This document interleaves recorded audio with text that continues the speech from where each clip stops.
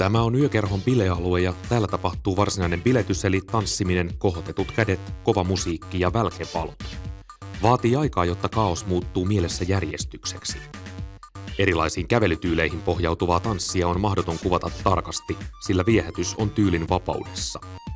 Nekin, jotka eivät tanssi, kääntyvät kohti tanssilattiaa kiinnittyäkseen tunnelmaan.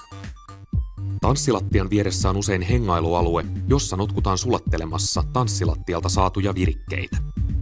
Hengailutila on bilealueita intiimimpi, minkä vuoksi seksuaalisesti virittynyt vuorovaikutus tapahtuu yleensä täällä. Henkilökunta sallii kuhertelun, ellei siihen liity tungettelua tai uhkaa.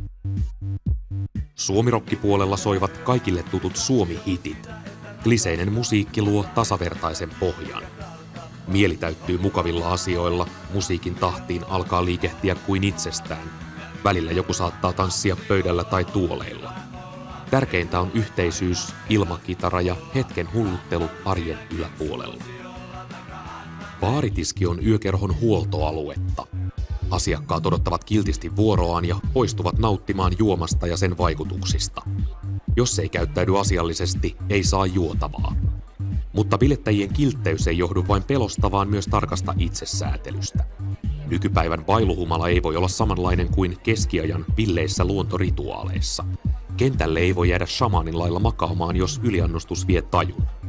Humala on säädeltävä, jotta nopeatempoisessa ympäristössä pystyy toimimaan.